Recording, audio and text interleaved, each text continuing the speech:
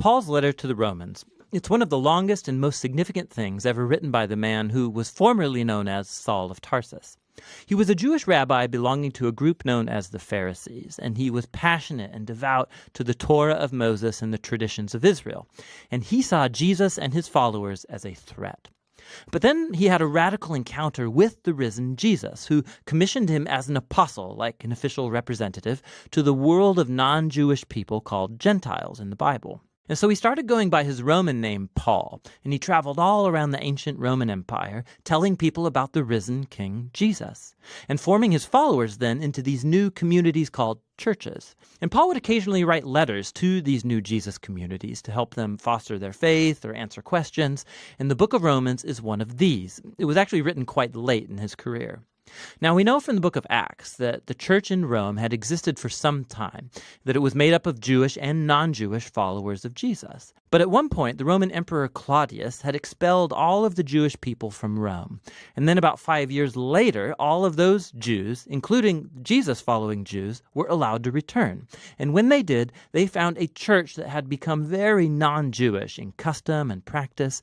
And so this created lots of tension, so that by Paul's day, the Roman church was divided. People disagreed about how to follow Jesus. They were debating about whether non-Jewish Christians should celebrate the Sabbath or eat kosher or be circumcised. And so Paul wrote this letter to accomplish a few things. He wanted this divided church to become unified, and for a practical purpose. He was hoping that the Roman church could become a staging ground for his mission to go even further west, all the way to Spain. And so these circumstances are what motivated Paul to write out his fullest explanation of the gospel, the good news that he was announcing about Jesus' life, death, and resurrection.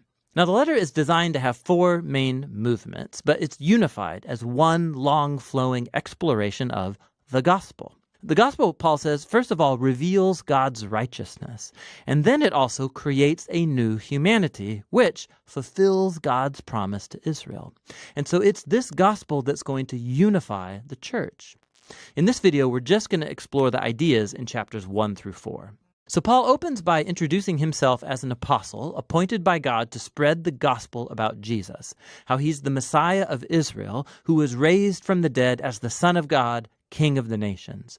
And Jesus now calls all humanity to come under his loving rule. And Paul says this good news about King Jesus is, first of all, God's power to save people who trust in him, and second, that it reveals God's righteousness. Now, righteousness is a rich Old Testament word for Paul. It describes God's character, that he always does justice, what is right and what is good, but also that he is faithful and just to fulfill his promises. And Paul's saying that the story of Jesus shows how God has done both of these things. How? Well, he goes first into a long creative retelling of Genesis chapters 3 through 11. He shows how all the Gentile world, all the nations, have become trapped in the spiral of sin and selfishness. The human heart and mind are broken, Paul says. We've turned away from God to embrace idolatry, which means finding ultimate significance in created things and then giving ultimate allegiance to these things that are not God. This results in a distortion of our humanity and destructive behavior. And so what's left is a humanity that stands guilty as charged before a just and righteous God. To which the people of Israel might say, well, it's a good thing then that God chose our people out from among the nations. He saved us out of slavery in Egypt. He gave us the laws of the Torah, like the Sabbath and eating kosher and circumcision. And these all together show us how to live as God's holy people. But, Paul says, not so fast. He recalls the storyline of the Torah and of the rest of the Old Testament, which shows that Israel was just as sinful and idolatrous and morally broken as the rest of humanity. Israel is actually more guilty than the Gentiles, Paul says, because they have the Torah. They should know better. And so, Paul concludes, all humanity, Gentiles, Israelites, are hopelessly trapped and guilty before God. But that is not the final word. The good news about Jesus is God's response. Instead of holding humanity guilty, Jesus came as Israel's Messiah to die on behalf of all people as a sacrifice for sins. As our representative, Jesus took into himself all of the just consequences of the pain, the sin, and the death that we have caused in the world. And he overcame it all by his resurrection from the dead. It's his new resurrection life that he makes available to others. Jesus became what we are so that we might become what he is. And all of this, Paul says, is how God justifies those who trust or have faith in Jesus. Now, justification is another rich Old Testament term for Paul, and it's related to God's righteousness. It literally means to declare righteous. Because of what Jesus did on our behalf, we are given a new status before God. Instead of finding us guilty, God declares that a person is in a right relationship with him and is forgiven. Justification results in a new family. The person who trusts in Jesus is given a place among God's covenant people. Justification also results in a new future, which begins a journey of life transformation by God's grace. And so all of these things about justification are God's gift to those who through their faith are in Christ. And so this leads Paul in chapter 4 to explore the huge implications that all of this has for who can be a part of God's covenant family. He goes back to the story of Abraham in Genesis chapter 15. Before any of the laws of the Torah were given to Israel, Abraham was justified or declared righteous before God. How?